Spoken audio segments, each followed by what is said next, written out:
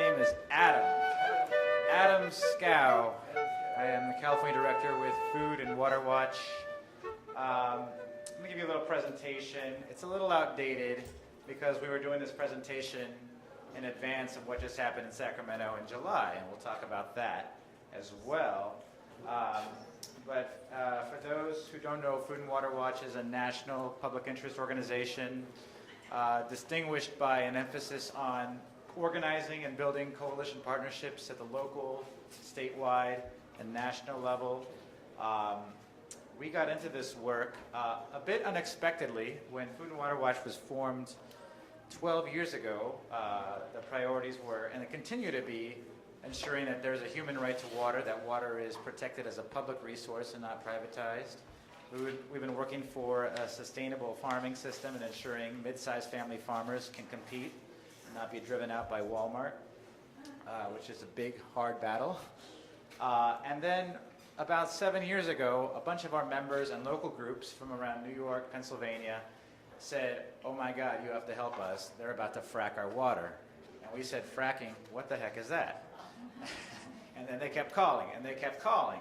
And we realized there had been a conventional wisdom from the political establishment that natural gas was a great thing, and fracking for natural gas was a great thing, a bridge fuel for our country, and that we should be fracking all up and down the Marcellus Shale, which underlies West Virginia, much of the Appalachian Range, West Virginia, Pennsylvania, New York, North Carolina even, to produce this natural gas. Short story, to make a long story short, against everybody's prediction, we banned fracking in the state of New York. A bunch of, pardon? No, permanently. And then most recently, we got a unlikely Republican governor of Maryland, a very blue state, who's worried about his re-election, to sign a fracking ban in the state of Maryland. This was the last year. And here in California, we're working, but we have not yet succeeded because we are very much an oil state, and Jerry Brown has very much not had the courage to take them on. I'm not going to get too into that. So that has been our foray into energy issues. My executive director, Winona Howder, used to fight nuclear power at Public Citizen back in the day. Very well versed in energy, worked on renewable policy for Union of Concerned Scientists prior to that. In the 1980s, they wrote a report called Renewables Are Ready. And they were building beautiful wind farms in Nebraska and Iowa that are still there today and are very successful. There's actually a lot of good public power going on over there. But here we are in the midst of a climate crisis, and we are very much needing to get off of fossil fuels. So that is how we approach this climate change realm, if you will, working for a 100% clean energy future. And fundamentally, our argument is that the cap and trade or a carbon tax, these market-based mechanisms, are inadequate to deal with the crisis that we face. You know, as a country, as a state, we want to and looking at the scientists, our research department is looking at what the scientists were saying around the Paris Climate Accord, saying we have to get off of fossil fuels. If we're going to survive as a planet, we have to get off of fossil fuels. Now, I know there's a lot in the political establishment that don't want to acknowledge that, want to pretend that that fact doesn't exist. Everybody loves renewable energy. And what is a bit sometimes vexing for people is that we can have more and more renewable energy, but it doesn't necessarily mean we're getting off of fossil fuels proportionally. We see that here in California. We are renewable leaders. We are still the third largest oil producing state, and there's a big frickin' refinery right down the street called Chevron. And they're not slowing down. And more and more of this oil, and one of his last actions before he left, Obama lifted the crude oil export ban so that we can now export oil overseas where they can make more money off it. So California, we're a leader. We still have some of the worst air pollution in the country. Central Valley, where I'm originally from, we have an unhealthy competition between the Central Valley and Southern California as to who has the deadliest air, because thousands of people actually die every year in California because of dirty air, and thousands of more get chronically sick, including here in the East Bay corridor as well. But on a positive set, and then of course we know about the threat of climate change here to California, where the state of California itself says we could be looking at 10 feet of sea level rise. You know what's going on with the fires. We know what's going on with, you guys all know, you're a smart audience.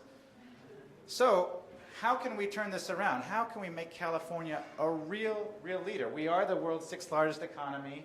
We're also the 2nd biggest emitter of greenhouse gases in the United States. How can we actually set a model for the world, and for this country and for the world? And Los Angeles, we've been working there, studying 100% renewable energy. San Diego actually has committed to doing it by 2035. So we'd say the current California goals are a start, but are quite a little bit inadequate as well. Currently, the state says we have to reduce our greenhouse gas emissions by 40% by 2030. Okay. 50% renewable portfolio standard. It may increase to 60% if SB 100 passes. I'll answer questions about that later, but that's that bill. And then we have in our opinion, a problematic definition of renewable in the state, where we are accommodating biogas, biomass.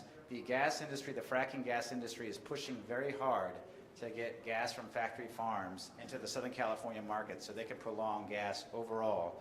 They and the utility managers, if you go to any of their conferences, say they want to keep us dependent on gas for another 30 years.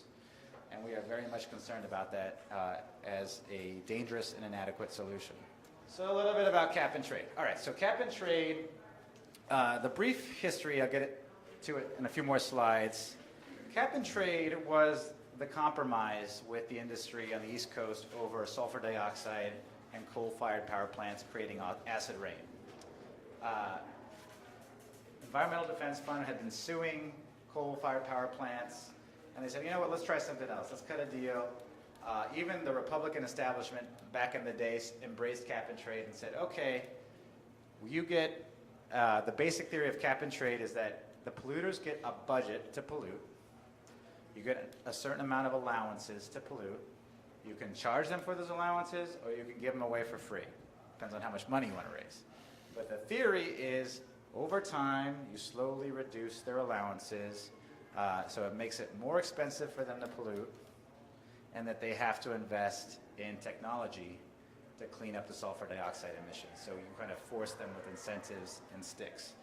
And it actually kind of worked in a slow way, and I'll get into how it compared with other countries, but it is a way to slowly reduce pollution and to give industry flexibility, and also to raise money, because the industry can exceed its budget, it just has to pay for it.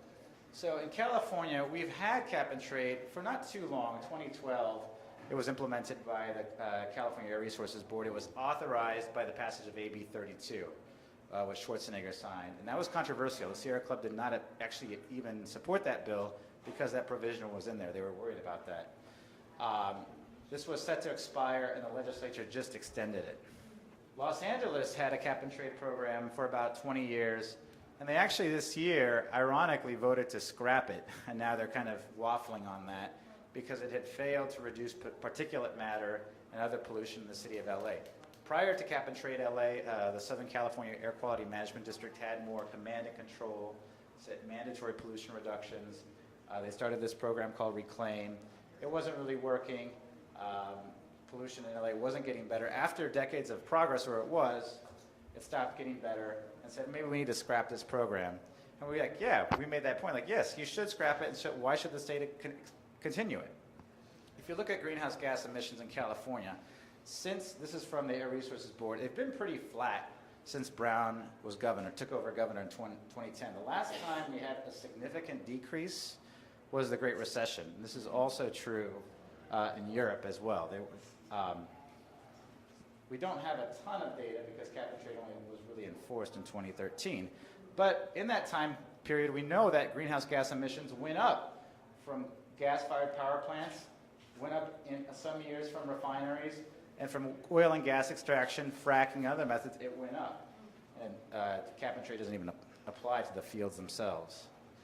We've seen that the hardest hit communities are low-income communities, often minority communities. We don't know that story. And on top of being able to pay for their pollution or pay to exceed their pollution budgets, we have something called offsets, which allow them to, in theory, pay for pollution reductions elsewhere in the country, elsewhere in the world. Friends of the Earth has been leading the fight against international rainforest offsets in South America, where a private interest can buy a slice of the rainforest, kick off the natives, and say, look, we won't cut these trees down so Chevron can keep polluting and expanding its refinery. Isn't that wonderful? What a joke. And so there's a nice little offset market where people make money on trading and buying these offsets. And for some reason, Arkansas has a lot of offsets. I'm not sure why. Walmart. Is it really? Oh, really? So who are the big top 10 offset buyers? Chevron, Calpine Energy, Tesoro, SoCal Edison, Shell, PG&E, Valero, La Paloma, they own a power plant in Bakersfield, San Diego Gas and Electric, and NRG. What does NRG want to do? They want to build another gas-fired power plant in Ventura. The cap and trade system in the European Union, similar. The recession was really one of the big determining factors in emissions going down. Now, Europe has done a lot of awesome things on the renewable side that I'm not going to get into right now. But so I talked about cap and trade with respect to acid rain. And the blue line is the United States. So it was a moderately successful program. Over time, the power plants installed some better filters for the sulfur dioxide. But if you looked at what happened in Europe and Japan, that went to command and control, mandatory pollution reductions, they decreased their pollution by twice as much in that same time period. And I would argue this is the kind of approach we are going to need if we're going to survive on this planet. So the oil and gas lobby had endorsed cap and trade. So here, quick story. Last year, the legislature did something good. They passed SB 32, says we have to reduce the greenhouse gas emissions by 40%, did not comment on cap and trade. This year, Brown said, I want cap and trade, and the oil and gas lobby is going to get behind cap and trade. They've been fighting it previously, but he said they're going to support it because otherwise, this is how insidious this is, otherwise I'm going to make them reduce their pollution with mandatory pollution controls. And this summer, every Chamber of Commerce in the oil and gas lobby was fully endorsed cap and trade. Not only that, they helped write the bill. What did they do? They got massive allowances, excessive allowances to continue polluting. What else happened with this bill? You guys know it. Local air districts prohibited from putting in their own greenhouse gas emission caps because that was... No, not caps, reductions. The air district here in the Bay Area has been lobbied for 5 years by local activists, health experts, the works. And we have tried to get them to put in place a cap on refinery emissions, not a reduction. So when WISPA got together with the governor to write the cap and trade bill, SB 398, they put in language that the local air districts could not reduce toxic emissions and CO2, but they said nothing about capping them, about leaving them at the same level. So we're working on that. So that's what went down. This is so we don't end up with tar sands refining, which is 10 times more toxic in terms of emissions than regular crude oil. Absolutely, and that's what the modernization and the expansions of these refineries and in LA are really all about. With no restriction on emissions. So that went down in July. Just real quick, clarifying, does that include short-lived emissions like NOx, PM10? No, they said that you have flexibility to do that. How you can do that and allow wild tar sands come in is an interesting question, though.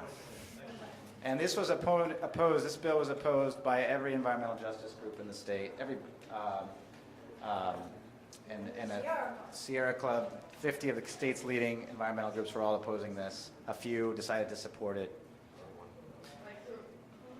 Who decided to support the bill? Big Green. Environmental Defense Fund, NRDC. Facing the similar ones who like the corporate globalization. Absolutely. Surprise. So Jerry Brown called League of Conservation Voters' head and twisted his arm. You know what he said? You have to give me this, otherwise Trump wins.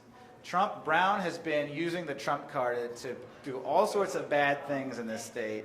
And that is exactly what the talking points from the other side was. Well, California has to be a leader. Well, this was their leadership. Okay, so a little bit about the carbon tax. Now, I'll tell you why we don't like the carbon tax. I personally used to think the carbon tax was the gold standard. I thought Al Gore used to talk about the carbon tax. In the first film, maybe, he was really talking about the carbon tax.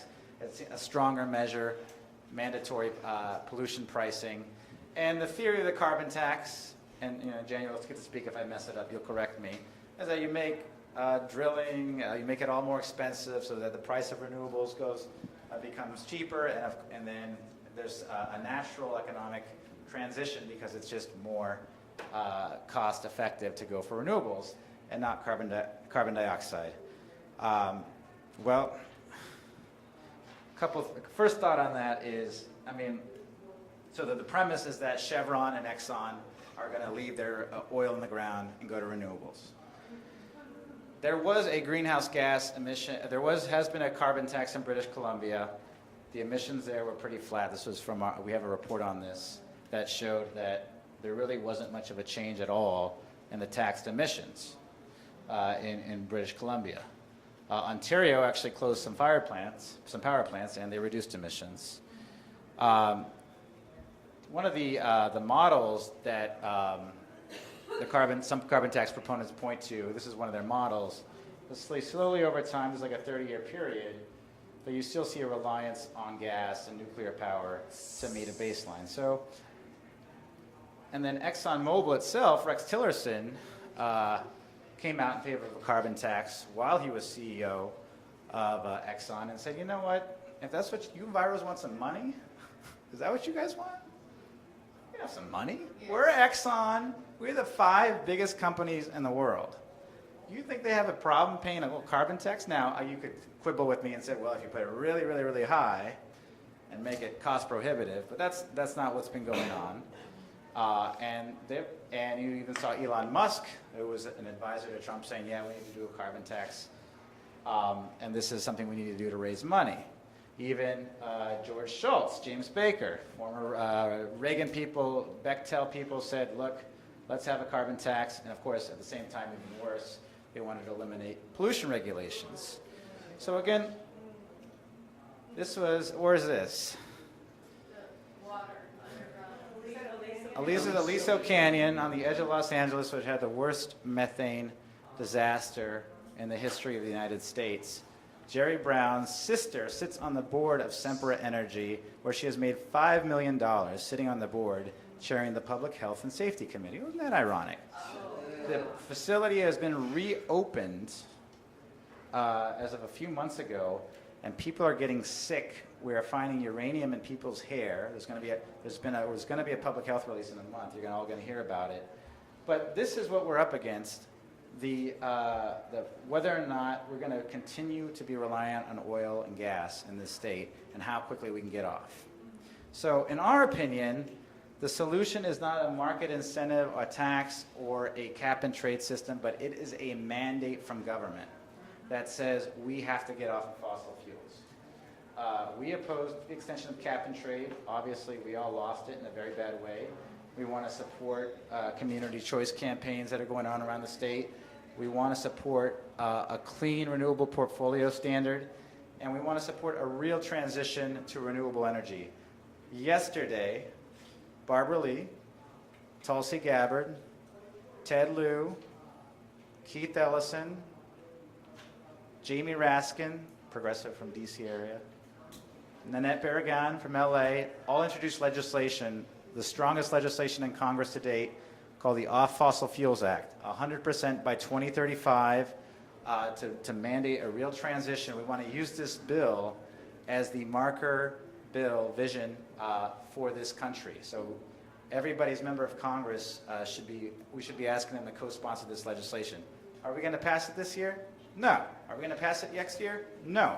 But in order to win these things, we need to have a political revolution. There's no shortcut. I wish it was easier. I wish we could just say, put a price on it, give them a tax, give them an incentive, and we'll all be okay. I don't buy that. I believe we have to fight like hell to take back this democracy to have a 100% clean energy future, and on this issue and a lot of issues. So that's something we're here to do at Food and Water Watch. we look forward to working with you on that.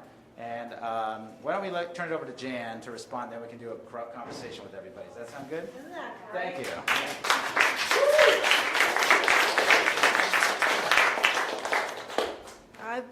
I've been a bro with Adam since label GMOs, and it's great working with Food and Water Watch and all these campaigns that they've been on.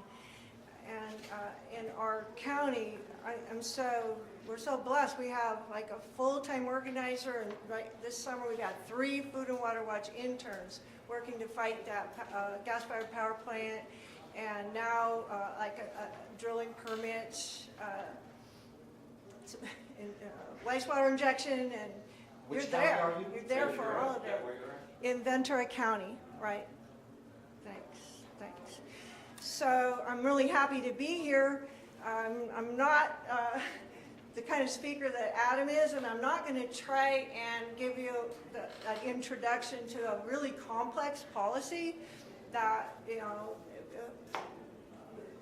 like introductory treatises on cap and trade take 40 pages to explain all the different features that go into it. When they say the devil is in the details, this is an area where that really applies.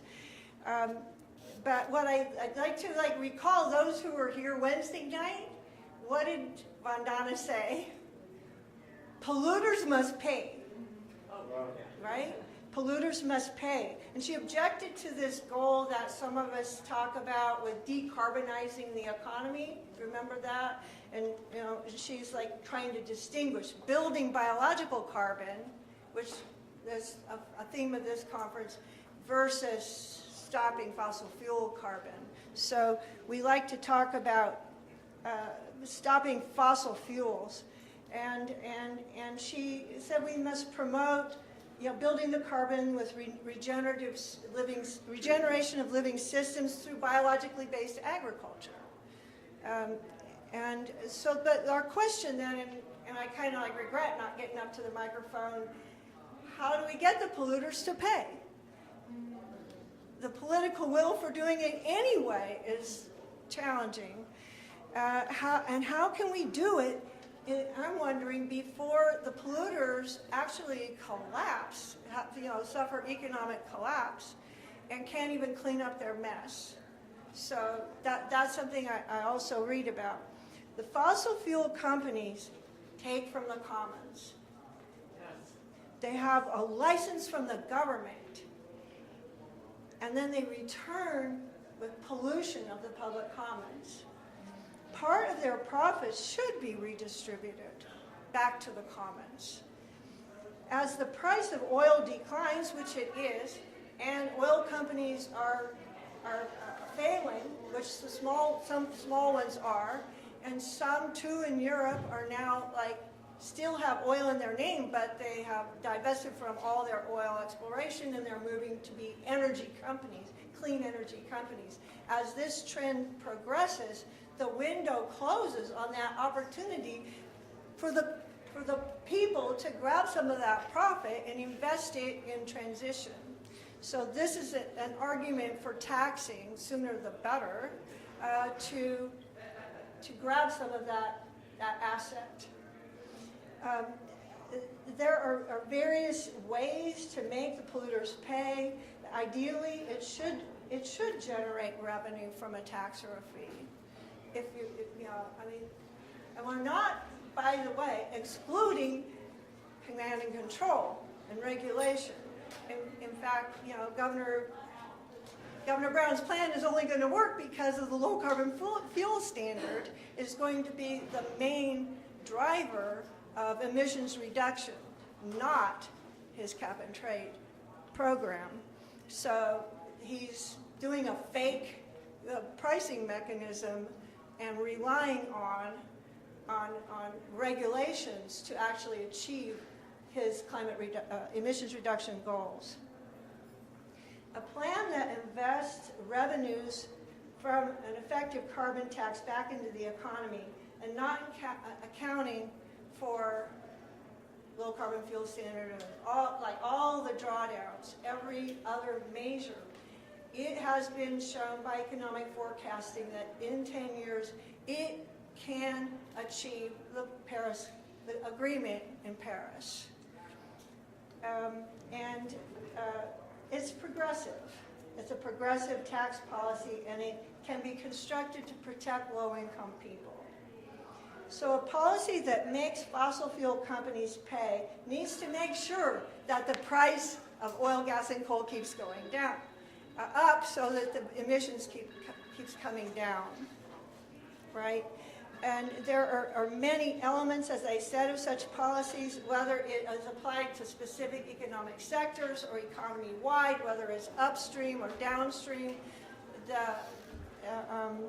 And this huge conversation about how it's invested, how to distribute massive trillions of dollars of revenue if a carbon tax were to be affected. So, yeah, that conversation about the distribution of the revenues is all about what people think is fair, which is pretty interesting to have these conversations. Probably, my case is that the best hope for the policy that puts a price on carbon is the so-called fee and dividend approach advocated by Citizens Climate Lobby. Eminent climatologist James Hansen and others have tirelessly advocated fee and dividend. It sets the price on carbon fixed, straight up price, taxed at the well, at the mine, or at the port, and then rebates all the revenue straight to citizens, and perhaps even sending a monthly check. Okay, price goes up at the pump, and it should. And we get creative then about less polluting ways to get around. There are so many inventions and possible investments that can't see the light of day because fossil fuels are so cheap.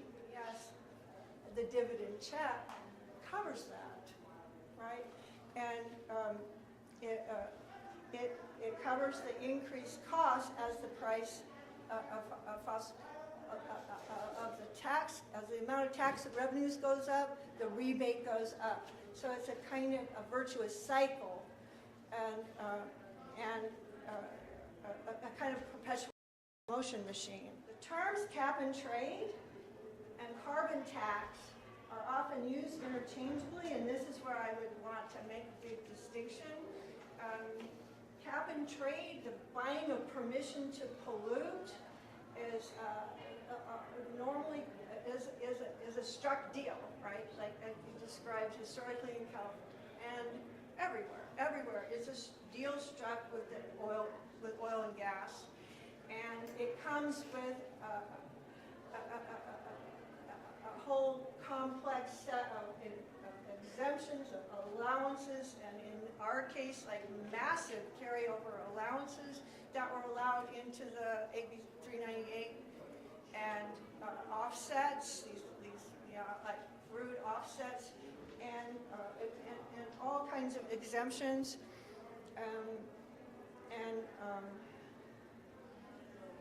so there's trading, and whereas a carbon tax can be structured and enacted as a just straight up tax at the wellhead, at the port, where that fossil fuel comes into the economy, and be simple and clean, and the political will to create such a tax would have to continue to protect that tax from being scammed by industry.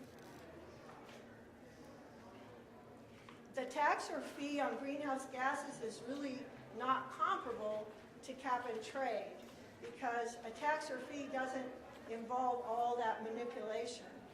The greater the amount of that revenue that's distributed to households also, the faster the transition and the lower is the risk of economy-wide economic suffering. This is because an infusion, it's an economic stimulus. It's an infusion of cash throughout the economy that that provides a framework, and especially for Main Street, for small businesses, to have options for how they're going about making their transition decisions. It's good for small farmers because consumers have money to buy their products. And Latinos, by the way, under this policy benefit most in a fee and dividend model because there are more adults in Latino households, so their carbon footprint per capita is lower than in other demographic groups. So all of this has been modeled by unbiased economic forecasters. The command and control policies that regulate emissions, like the Clean Power Plan that was, Obama was hoping to achieve our emissions goals, that California's low carbon fuel standard, can work in conjunction with a price on carbon. It's not either or. The regulatory approach alone has a potential of the lost opportunity of using those profits while they're still accessible to be taxed. So what do people say about it? We had a conversation with Paul Hawken in a Citizens Climate Lobby meeting just a few weeks ago, and he said every single one of the 100 majors in the project drawdown will move faster if carbon is taxed. Bill McKibben has also taken the position that the only way to get enough change is to send a price signal throughout the matrix. Bernie Sanders campaigned on a straight-up carbon tax, and he got that into the Democratic Party platform. And Vandana Shiva has written in Soil Not Oil, there has to be a carbon tax on the corporations to reflect the social and ecological cost of oil, and for the sake of faster transitions, he says, and justice. So our governments have failed at all levels, but people are starting to wake up, and the political will to create the whole gamut of regulations and the price on carbon that we need has potential to work.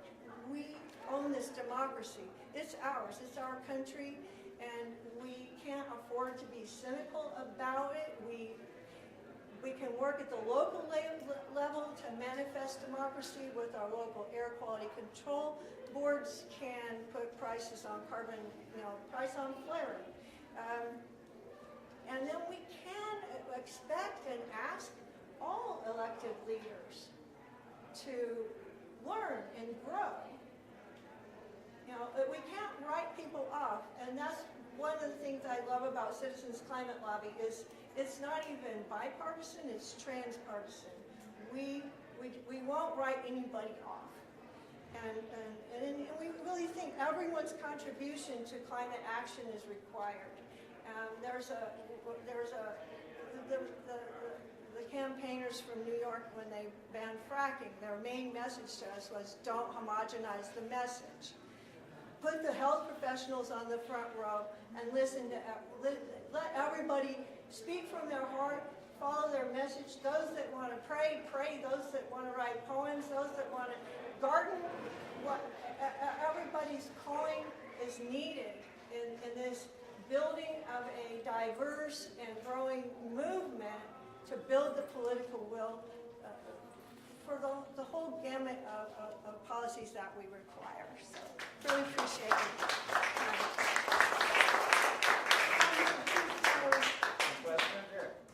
It's not a fossil fuel, so I just wondered what your knock was on it. The question was about biogas. We're generating it from the compost, landfills, some of the wastewater treatment plants. What's wrong with taking that? And I think, this is where it gets a complicated issue, because I would have some sympathy with that agreement, with the argument there. The problem we see is a unholy alliance between factory farming in the Central Valley and the natural gas industry overall that wants to keep our major urban areas dependent on gas. And they're actually working in coalition. They want to build all these digesters around factory farms. Let me just say, are unsustainable operations. There's a huge methane spot. All these mega dairies in the Central Valley, they're massive groundwater pollution. They need to be spread out. The herd site needs to be reduced. So that is a different problem that has its own solution. So taking all that methane, building digesters, new pipelines all the way across California to then mix it or put it in Aliso Canyon. There's a proposal to put that gas in Aliso Canyon is something we cannot have. That is not renewable energy and perpetuates another problem. So I think there's a split there. That I think you have a good point there.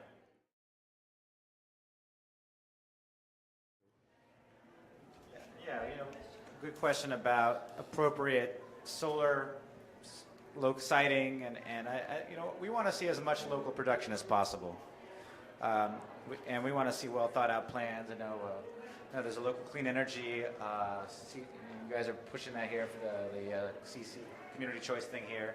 Absolutely, we want to see that, and we got to do it in a way that's as affordable as possible, creates as many local benefits, local jobs as possible. You want to add to that? Yeah. I love this community choice energy so much, and it needs everyone's support because it keeps getting hammered by the utilities. It's one of those avenues for democratizing at the regional level. Whatever level of organizing that community choice energy aggregation chooses to go, it can be very transparent, and people can have local choice about their sources and about the rates they pay, about the entire dissemination and steepness of the speed of acceleration of clean energy, and whether it's on rooftops and how much people will get paid for putting it on rooftops. Question about transparency and purchases of offsets in the carbon credit market. How transparent is it? From what I've heard, it's not very. Jan, do you have that? They're cheap. Yeah. We're talking about the offsets are too cheap, and they're an easy way for refiners to go and avoid cleaning up their exhaust by investing in forests in another state. There's some academic reports showing the offset market has a lot of problems, a lot of holes. Here it's important to have a price on carbon and brink to have a more fair marketplace. In the decision making, you don't have to wait for and the carbon decision tax making. to get it. Public Utilities Commission should be doing this, and my response to that is I get the argument, I get what you're saying there. The Public Utilities Commission is one of the most corrupt agencies in the state of California, completely run by the utilities, and this is a big problem. The middlemen of PG&E, and Southern California Edison, and Sempra are getting away with murder at that agency. And I think a bigger kind of question about this is, do we accept these relationships of power with these large corporations running our energy? And we do not. And we don't think, and that is we want to see a real democratization, revolution of energy. And so that's what the pricing thing, we don't think is going to take them down. We want to put these guys out of business, change their business, or put them out of business. That is what we're trying to do. Power setting, for me, it's a distorted price, and if there is political will at any level, local, regional, state, or national, but if there were a national price on carbon, it could be a global price trigger. It could incorporate a border adjustment so that no other country could trade with us unless they had a comparable price on carbon. Isn't that something to fight for? There is an opportunity right now, especially to contact Senator De Leon, the State Senate President Pro Tem, and Speaker Anthony Rendon, asking them to craft language into the budget bill that requires ARB to reduce the value of allowances by 75%. They can do that now, before the end of the session. And it would correct some of the fake, ridiculous pretense of this cap-and-trade bill and actually make it so it could actually reduce the price of fossil fuels a little bit. There's one thing I want to say about these programs. And it's just something to think about. If you're making money off something and you're funding, what we're seeing with cap and trade, and this could be done with carbon tax, is there is becoming, one of the things Sacramento was so in love with this is because of the money. Funding pet programs. They got the Republicans on board because they got Big Ag on board in the Central Valley. They said, we want our share. Jerry Brown gave it to them. The Republicans needed the 2/3. When you create funding streams based on pollution, I would argue you're going to have a harder time getting rid of that pollution.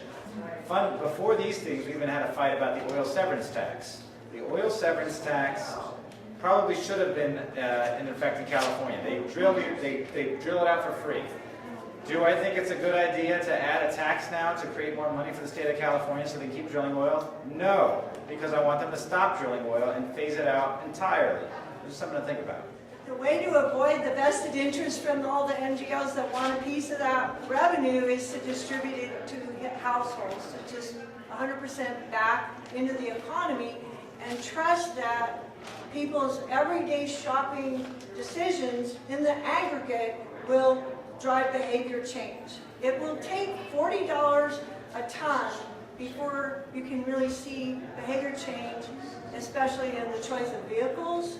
But if people know that over 10 years, you're going from right now $12 a ton to over $100 a ton, people will start planning ahead, the forecasting, and then if the political will, holds the administration to implementing such a law, everybody can start planning how they're going to transition to clean energy. And everybody will have resources to cover the rising price of everything that depends on fossil fuels.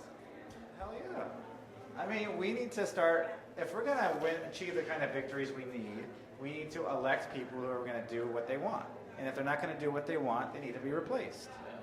And if they're not going to take on the fossil fuel industry, what good are they? I mean, we are seeing there is so many proposals to expand fossil fuels in California right now. New gas-fired power plant in Jan's backyard. They want to build a new pipeline to Mexico so they can export liquefied natural gas to Asia. They want to rebuild the pipeline that broke in Santa Barbara that leaked 100,000 gallons of oil into the Channel Island Sanctuary. They want to rebuild that pipeline so they can keep the oil flowing from the Exxon offshore drill.